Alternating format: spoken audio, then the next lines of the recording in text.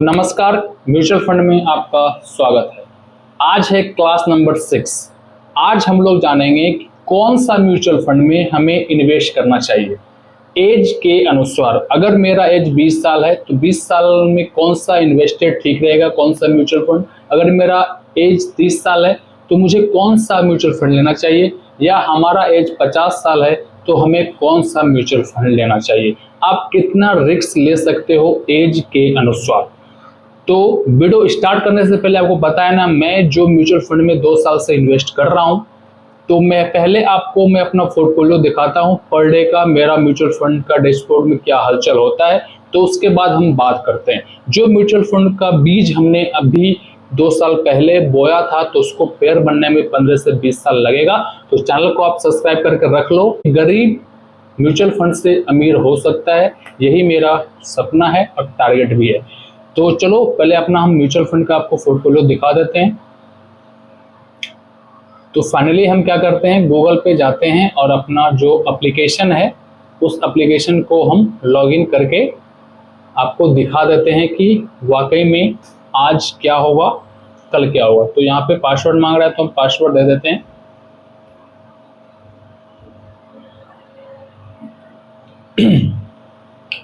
तो यहाँ पे फाइनली मेरा म्यूचुअल फंड जो एप्लीकेशन तो यहाँ पे फाइनली जिस ऐप से हम म्यूचुअल फंड में इन्वेस्ट करते हैं वो खुल के आ चुका है। तो देख सकते हो आज शनिवार है, तो आज तो मार्केट क्लोज ही रहा।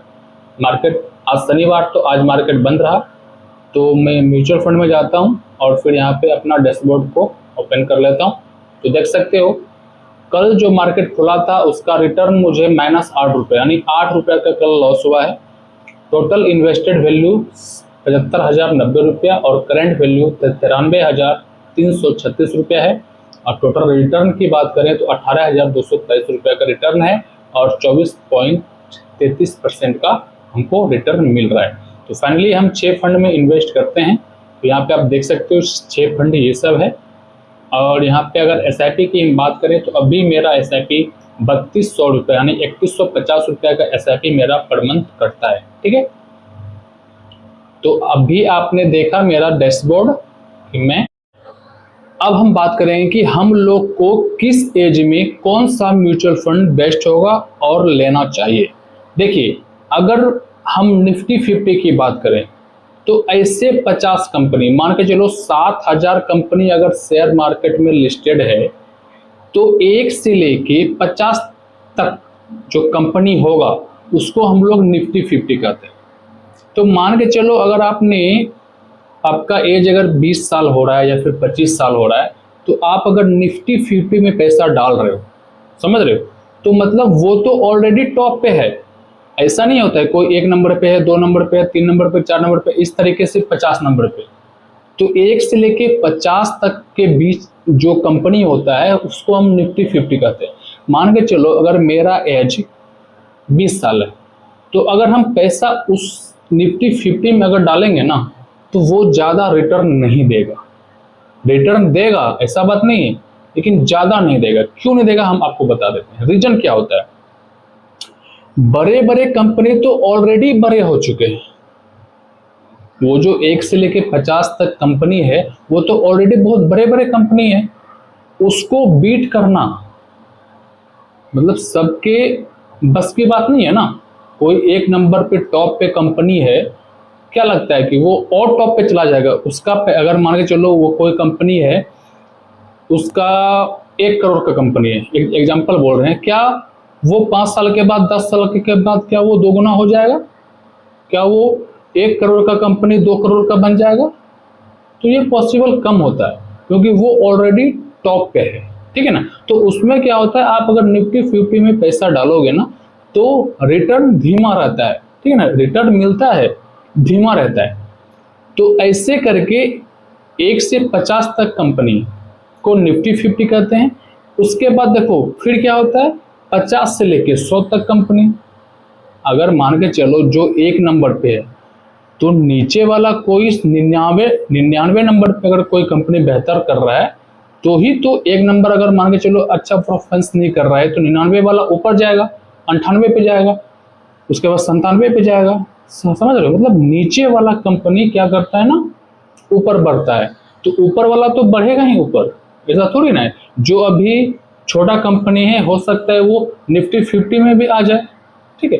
तो अगर आपका एज कम है तो आप स्मॉल कैप में पैसा लगा सकते हो। स्मॉल कैप का मतलब छोटे कंपनी में, ऐसे कंपनी जो, देखो म्यूचुअल फंड में जब आप इन्वेस्ट करोगे बहुत कैटेगरी होता है, small cap fund, large cap fund, mid cap fund, ठीक है, निफ्टी 50, इंडेक्स फंड, ठीक है, बहुत सारा फंड होता है।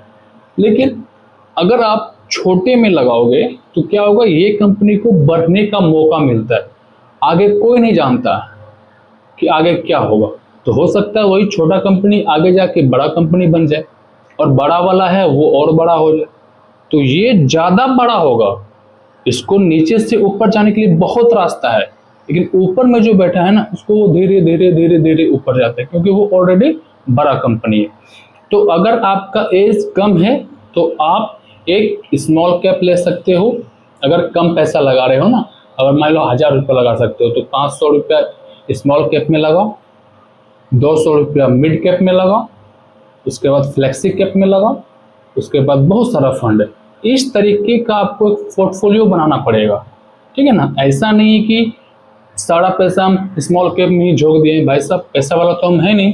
अगर मेरा 100 रुपया भी पर मंथ जा रहा है ना, तो 100 रुपया अगर डेली जा रहा है, 3000 रुपया पर मंथ जा रहा है मेरा, तो 3000 पर मंथ अगर जा रहा है, अगर सब मान के चलो स्मॉल कैप में झोंक दिए, उसके बाद अगर मान के चलो वो फंड अच्छा नहीं किया, अगर लॉस लग गया, तो क्या करेंगे।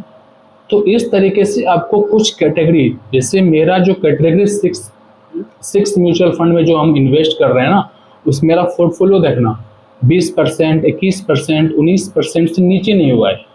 मतलब मार्केट गिरता है, कभी ये फंड गिरता है तो ये फंड बढ़ जाता है, कभी ये फंड बढ़ता है तो ये फंड गिर जाता है। तो एवरेज करने के लिए आप में कम से कम आपके पास 10 फंड होना चाहिए डिफरेंस कैटेगरी का, कि अगर कोई गिर रहा है तो ये आपको पुश कर वो रिकवर हो जाए, ठीक है ना। अगर मान के चलो 100 रुपया घटा हो रहा है, तो अगर ये 50 रुपये भी बढ़ गया ना, तो उतना आपको लॉस नहीं देखने के लिए मिलेगा। तो इसी तरीके से अगर आप म्यूचुअल फंड में जाते हो, तो एक स्मॉल कैप में ही सिर्फ मत लगाना, और नहीं सिर्फ मिड कैप में ही लगाना, ठीक है। आपको अपने रिस्क के अनुसार एक कैटेगरी, एक पोर्टफोलियो आपको बनाना होगा म्यूचुअल फंड में, कि आने वाले में समय में अगर लॉस भी होता है तो मेरा म्यूचुअल फंड बैलेंस कैसे रहे, ठीक है। तो आशा करता हूँ कि आपको ये जानकारी अच्छा लगा होगा। अगर आप भी इन्वेस्ट करना चाहते हो तो पहले आप समझो कौन सा फंड किस कैटेगरी का है, उसके बाद एक बैलेंस फंड लेके अपना बैलेंस बना लो म्यूचुअल फंड का, कि कोई गिरे तो कोई बढ़े,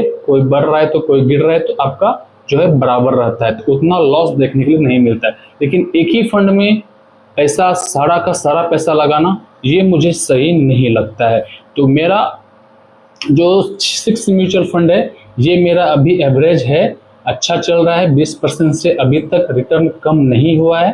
तो आगे देखते हैं फिर क्या होता है, ठीक है। तो अब आपको हम नेक्स्ट क्लास में बताएंगे कौन कौन सा कैटेगरी का म्यूचुअल फंड होता है, जिसको कोई कहता है स्मॉल कैप फंड, कोई कहता है मिड कैप फंड क्या होता है, मतलब लार्ज कैप फंड क्या होता है, ठीक है, फ्लेक्सी कैप फंड क्या होता है, लॉजिस्टिक ट्रांसपोर्टेशन क्या होता है, ईवी सेक्टर क्या होता है। इस सारा का सारा म्यूचुअल फंड बना के बैठा हुआ है और इसमें पैसा लग रहा है। तो इस चीज़ को आगे हम डिस्कस करेंगे। तो आशा करता हूँ आपको जानकारी समझ में आ गया होगा। तो चलिए फिर मिलेंगे नए वीडियो में, तब तक के लिए जय।